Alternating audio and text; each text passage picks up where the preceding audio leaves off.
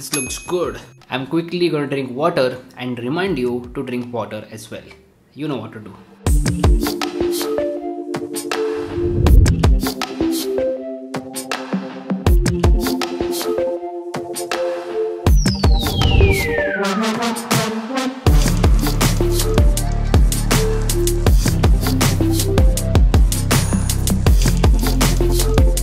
Anyway, hey guys, Harsh here and welcome back to Technolobe. This is the iPhone SE 2020. This is Apple's trump card for the year. Apple played a very smart move over here.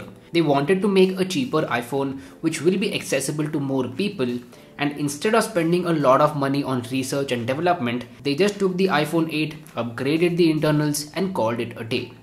This thing is actually pretty smart and beneficial for us. If Apple had spent a lot of money in designing a new phone, then we know that they would recover those costs from us consumers, and that would be a bad thing. So maybe that's why the iPhone SE is cheaper as compared to the 11 and 11 Pro.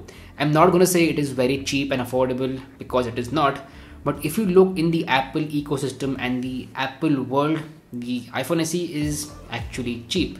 If you don't compare it with the Android phones out there, if you just compare the iPhones, then yeah, the iPhone SE is an affordable iPhone.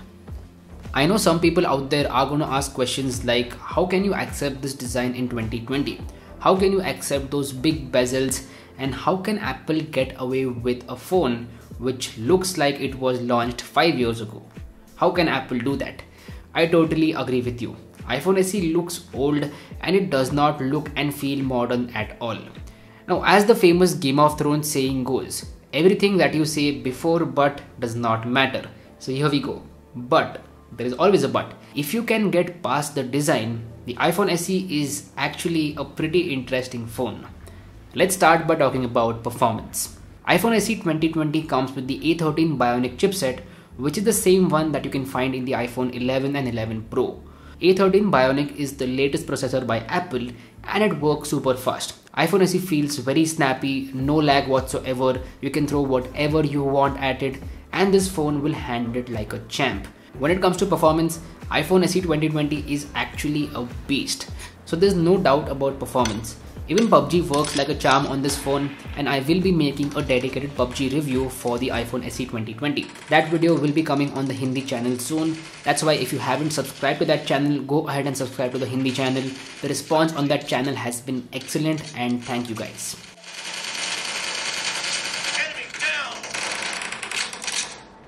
What about software? iPhone SE comes with the latest version of iOS, that is iOS 13.5. And if we go by Apple's track record, this phone will at least get 4 years of major updates. Yes, 4 to 5 years of major updates, and Apple has always been very good with that. So if you manage to keep your phone for 4 years, you will get updates and your phone will always feel fresh. Moving on, let's talk about build quality. This phone comes with a glass sandwich design. Glass on the front and the back with an aluminum frame. Now with that glass back panel, there is support for wireless charging. I really like the fact that Apple did not remove wireless charging from their so-called budget phone. They did give you wireless charging and that is a good thing. Apart from that, this phone is also IP67 rated. That means it has protection from dust and water. So essentially you can use this phone without any worries in the rain, or if you want to take an underwater shot in a swimming pool or in the ocean, you can do that because of the IP67 rating. Before making this video, I asked you guys on Twitter and Instagram if you had any questions about the iPhone SE, and a bunch of you guys had a lot of questions. So let's get to them questions. There were a lot of questions about battery life. A lot of you guys out there seem to be worried about the battery on the iPhone SE, and let me make it clear to you that the battery life is not bad.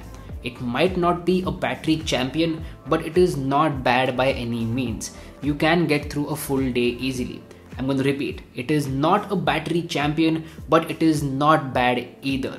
If someone out there is saying that the iPhone SE has bad battery life or it is trash, then I'm not going to agree with that. The battery life is not trash. Isn't it irritating having these big bezels? What do you feel after using it?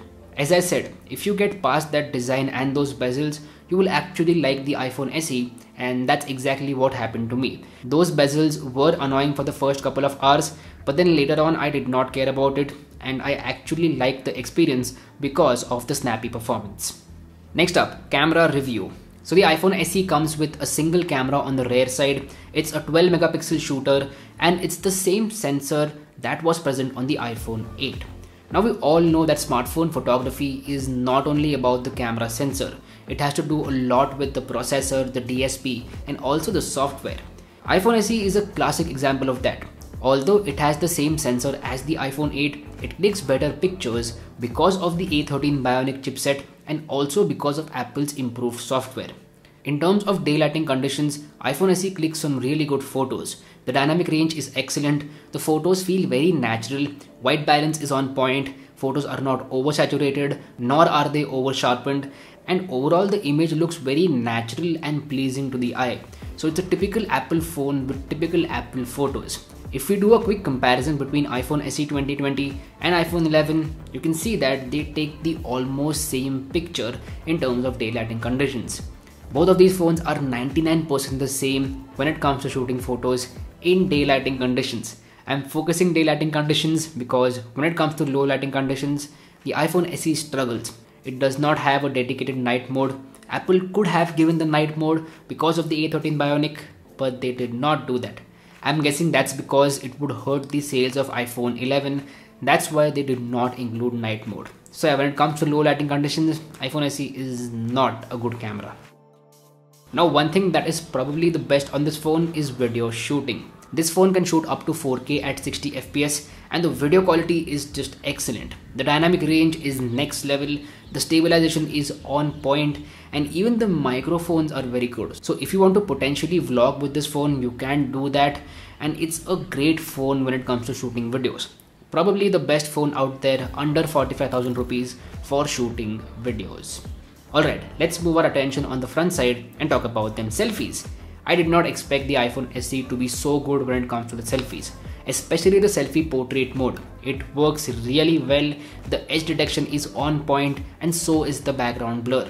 Apple has done a very good job when it comes to optimizing the front camera on the iPhone SE.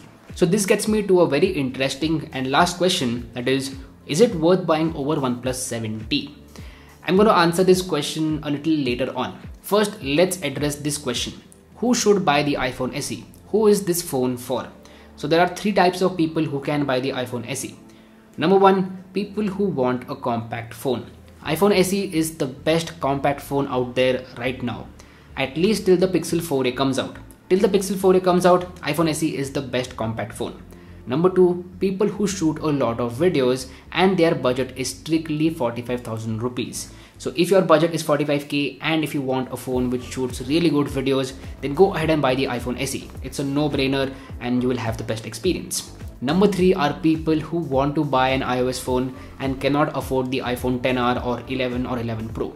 For those people, yes, you can buy the iPhone SE. It has the latest processor, it will get software updates for 4 years and you can buy it. Now let's answer the previous question. Is it worth buying the iPhone SE over OnePlus 7T? No, it is not worth it over OnePlus 7T. OnePlus 7T is a more practical purchase. If you don't mind Android and if you don't mind a bigger phone, then you should go with the OnePlus 7T or even the OnePlus 8. OnePlus 8 has the Snapdragon 865. So if you want the latest processor by Qualcomm, then you can buy the OnePlus 8 as well. 7T and 8 are both more practical purchases over the iPhone SE. Now some of you were concerned that I won't buy the OnePlus 8 Pro after this. Don't worry, I am buying the OnePlus 8 Pro on 29th May and I will review that as well. So stay tuned for that and also future videos on iPhone SE. That's been it. These were my first impressions of the iPhone SE 2020. Do let me know how you feel about this video in the comment section down below. Also, if you haven't yet, please subscribe below. It would mean the world to me. My name is Harsh Punjabi and I'll see you guys in the next one. Bye bye.